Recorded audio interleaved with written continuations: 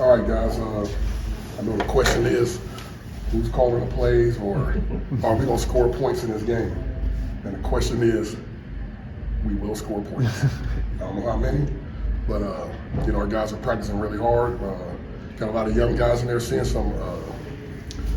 They get in there, getting some action, and we actually got guys, a lot of young receivers who haven't played that much this year, that's really getting a lot of reps. So we're excited about this bowl game, and on that, I'll take questions. Why are you so confident you'll score? That we will score? Mm-hmm. Well, we got to score some points, man. We got to go into 3, 10, 20. Enough, yeah. But no, Dustin Wade is looking pretty good. He got an opportunity. All three quarterbacks, but Dustin stood out to me today. And, we still got them young, talented receivers. We got talented young tight ends. Tom McClain is looking good with his chance to be the starting running back. And the whole line, as you keep going, you gel more and more. So I like what I'm seeing out there. So it'll be interesting. Let's see. We said 3 weeks, so we still got time, right? Vince, from a recruiting standpoint, does it make a difference if Destin and Barion and Keaton and those guys play in Nashville, because that's become such a more important kind of territory for you all? That's a good question, but they actually earned it. They're actually good players. I mean, Destin really started coming on probably the last 4 weeks of the regular season, and then Barion and the other Wade. I mean, he's played a lot this year. I mean, it is a message because we recruit Tennessee very well, and I know a lot of them guys want to go play well in front of a lot of family. I know they got a lot of people there. But even the Dingles, I mean, they grew up like, I think 20 minutes from there. I forgot what part of Tennessee that was, but because they moved to Bowling Green, but they got a lot of family like 20 minutes outside of Nashville, so they have a lot of people there too. You and Eddie Graham was not recruiting running backs or whatever, and you had some big names on your board. When you run into Tom McClain, Eddie Graham said, that's the one. And he said, so with his versatility, does that give you a chance to open up the toolbox a little more? Yeah, I think people don't realize, if you go back and look at his recruiting process, Tom had over like 40 offers, and I remember as getting close down to signing day, Ohio State lost out on I think a big running back that they had committed. He decommitted, and Jaton was the first guy they called, and he was loyal to us. And I just think you're gonna really see how he is. He's more of an all-around back. He can pick up the blitz. He can catch on the backfield, from which you guys see him a lot this year. But he's also a tough runner, so I know he's excited about the opportunity. But Lavelle will get a great opportunity too. Lavelle, I think people gonna see Lavelle a little bit more. I mean, I think Lavelle's in the same boat. He could be as Benny and C-Rock. He's a tough kid, big kid that's tough, and he's excited about the chance that he's going to get. Vince, we talked so much before the season about the depth in that tight end room. Were you surprised at all that the two youngest guys in there kind of separated the way they did over the course of the season? If I told you, I'm not surprised about that. I knew Jordan Dingle was going to be really good. He was a highly recruited kid. The one who surprised me, I shouldn't say surprised me, but how good he came on was Caddis. I mean, Caddis, you guys know, I could have played him earlier, but I had some older guys, and they were warned to play, and Brendan was doing a good job, and Keaton. But it got to the point where I couldn't keep Caddis off the field, and then Jordan just made plays after plays, so he ended up being the starter. It's good to have them guys, for the next 3 years. So the future is bright in that room. We got some other guys coming in. There's some highly recruited guys. Hopefully they sign in 2 days, and the room will be really good. How are you balancing the recruiting pitch right now when the coordinator thing's not finished, the quarterback is still out there? How do you balance all that right now, talking to guys behind the scenes or whatever? Well, in the past, we had, when I recruited, you still recruit on relationships and you recruit on trust. I think parents from the past say that you can trust with Marrow saying that if, I can't tell y'all what I told them, but eventually that will come to fruition. But I just, recruit to this place in this university and play in this conference. Whatever coordinator we get in, almost slipped on that. Whatever coordinator we get in, though, he's going to do a good job. And if it's somebody who I think it is, he's going to do a really good job. I'm very excited if that's the person that's coming in.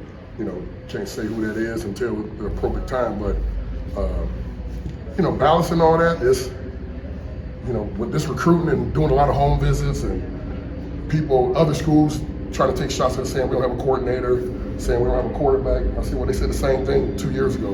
We didn't have a coordinator and we didn't have a quarterback, and we see how that turned out. You know, we won 10 games, and that quarterback probably may be the first pick of the draft. So I'm very confident what we're going to do with that. So, I mean, we'll see Wednesday if all them guys believe that, though, when signing day comes.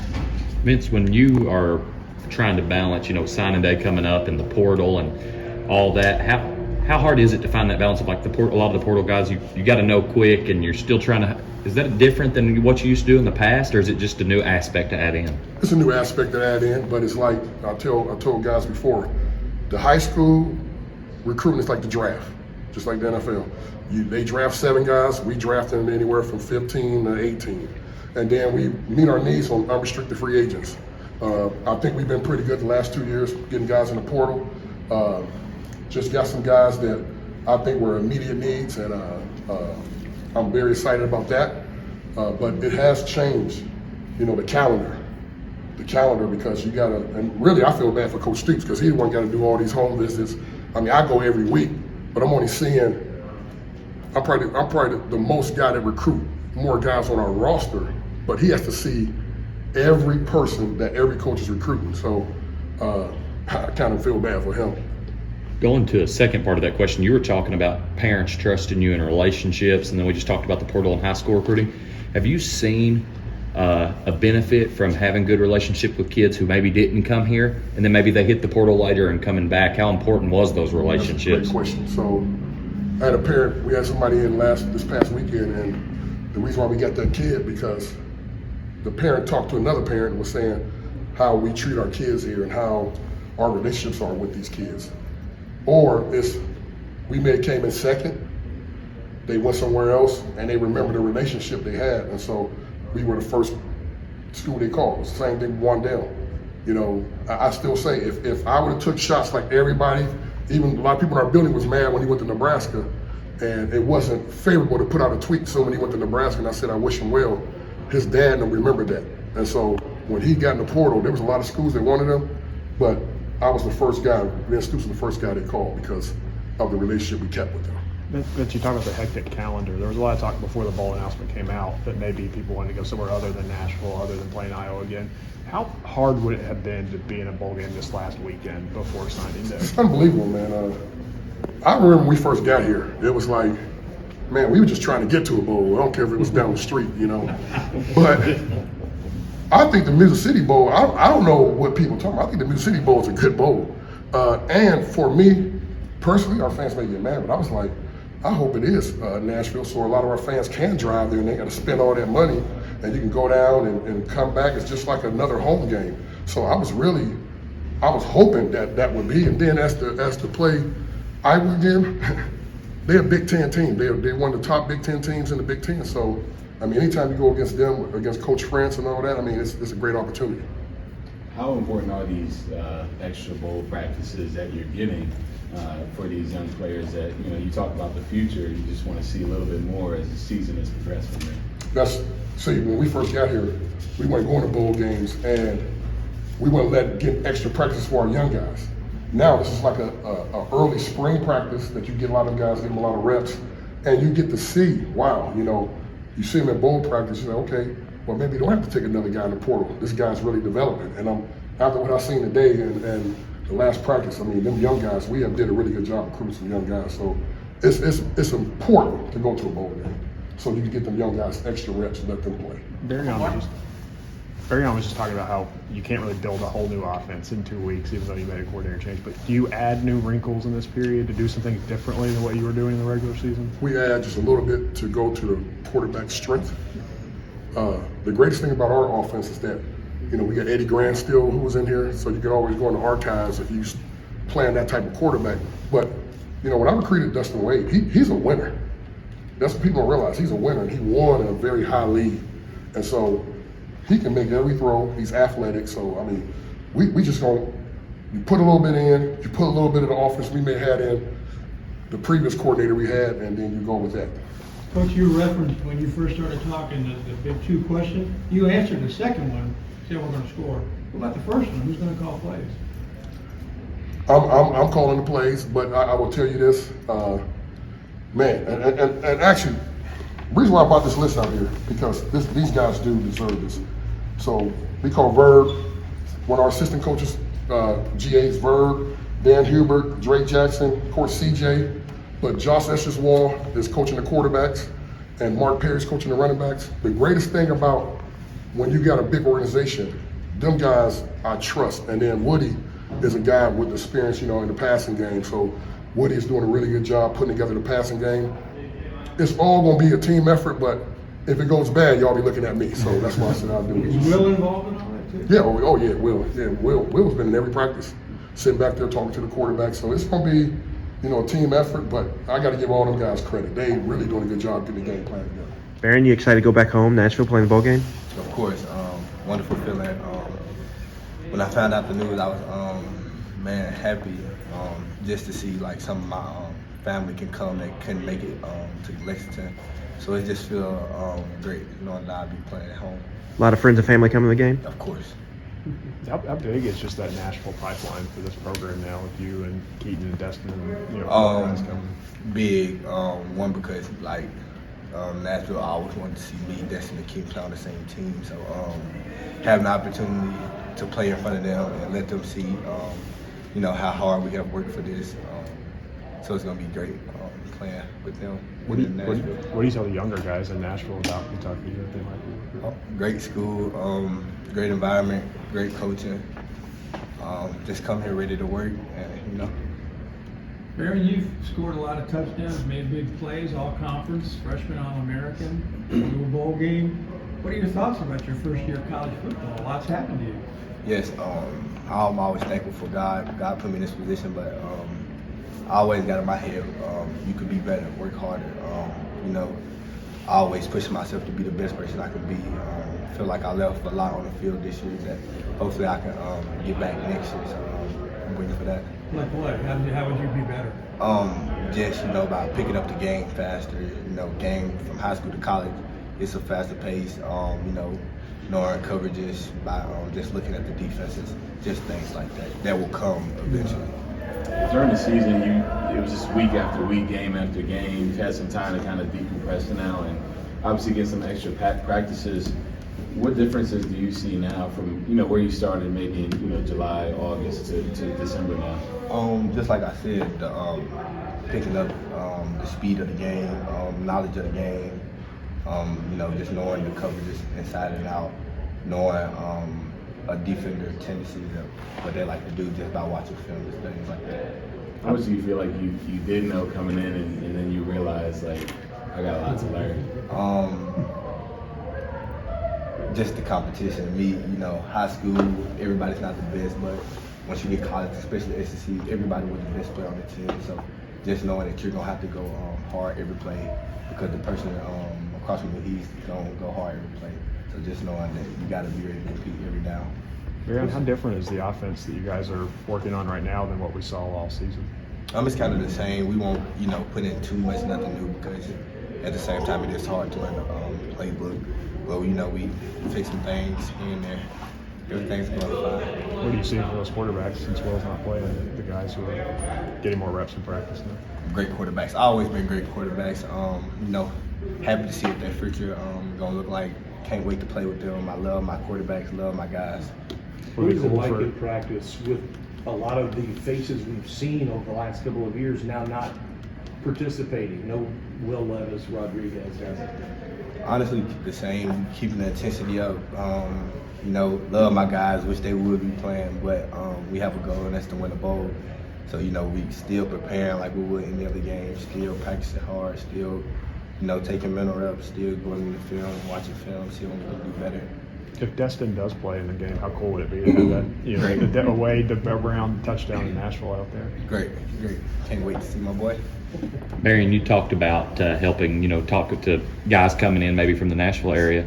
With the way that recruiting has changed and the portal becoming such a big thing and you being a key piece to this offense this year, have you talked to guys who may be coming in from the portal, or is that something they just kind of let former players and coaches handle?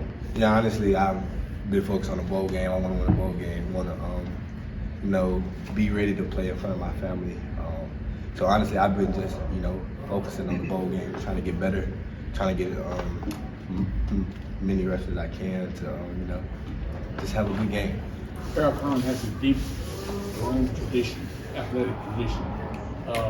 Is that a draw, a strong draw for players who want to play that? Yeah. When I came my freshman year, we had some dogs, and I think just as the years go on, Barion has always produced dogs. So yeah, if anybody watching from Nashville, go to Barion. Barion, the experts, quote unquote, say there won't be many points scored in this game. I know you guys don't care about that, but I know UK fans are concerned. No Will, no C-Rod. How are we going to score? How are we going to move the ball? How do the players feel about that? Like I said, we just practicing hard, getting as many reps as we can, and we just let the blog say what they say. At the end of the day, we got to go out there and play, and we got to go out there and put on a show. So we just, kind of block out the negativity or whatever it may be, and just work hard. I'm excited already for just the experience. A lot of people talk about, the significance of bowl games, but for you it's going to be a whole week, and then you get to play in a bowl game, something you probably dreamed about. Exciting, and the most part about it is it's in Nashville, so it really don't get no better than having a bowl game in your hometown. So, man, I honestly just can't wait for it, man. Can't wait. You have to keep your emotions in check, though. You can't get too hyped. Yeah. Right? Yeah. Well, that's me though. I'm gonna come out hyped. That's me every game. I'm always be hyped. That's just me. That's my character. On Iowa, making sure this offensive line and this offense is ready to go, and this team all together. I know it's my responsibility as a captain to make sure that everything's still running smooth, no matter who's playing and who's not playing. It's my responsibility, it's these older guys' responsibility to make sure that everybody, the younger guys, understand how they need to practice, how they need to prepare, and I have time to make that decision stuff later. Right now, my focus is on Iowa. Did you all have conversations amongst yourselves after Will and C-Rod announced they weren't going to play, just about maintaining that focus and on the task at hand and all that? Yes, sir. That was the first thing. I mentioned. It's the first thing that the other coaches mentioned as well. We understand that it's not the individuals themselves that make this program. It's the culture that Coach Stoops has set, Coach Marrow has set, Coach Schlarman has set, and it's about continuing to reestablish that legacy and that culture that they have built, no matter who's in the game. So when we first heard the news that they weren't playing, I made sure we told the older guys, made sure we told those younger guys that, hey, the mission does not change. I haven't lost a bowl game here yet, and I don't plan on losing one now. I don't care who's playing. So I'm just gonna make sure I can do everything I can to make sure these guys are ready to go. How different is it with Coach Spencer and the coach you had here last year? And I think one of the players, they told me that they love it. Yes. Coach Yenser, yes, he's a great coach. I think he's a great coach, but on top of that, he's a great human being. I've been blessed to have 3 great coaches on the offensive line coming here. No matter who's come in here, Coach Stoops has made sure that they've always had our best interests at heart and our well-being at heart. I just think one of the biggest differences is Coach Yenser is more of he's the kind of guy that's, I want to say the word is more professional, not in the sense of any other coaches were unprofessional, but the fact that Coach Yenser, coming from the 49ers, immediately he approached the game as we were in the NFL. So he talks to us as we're pros. He looks at us as we're pros because that's what we all want to be someday. So I think that's just the biggest difference. Kenneth, this is the second time in your career where they've made an offensive coordinator change, so you're doing bowl prep with kind of an interim situation. What makes that, I guess, unique or difficult or maybe more easier? Has anything changed for you all, or is it still kind of the status quo? Honestly, when it comes to practice and when it comes to how we prepare and things of that nature, things haven't changed. We respect all of our opponents the same. So we go into practice with that mentality of getting better every day.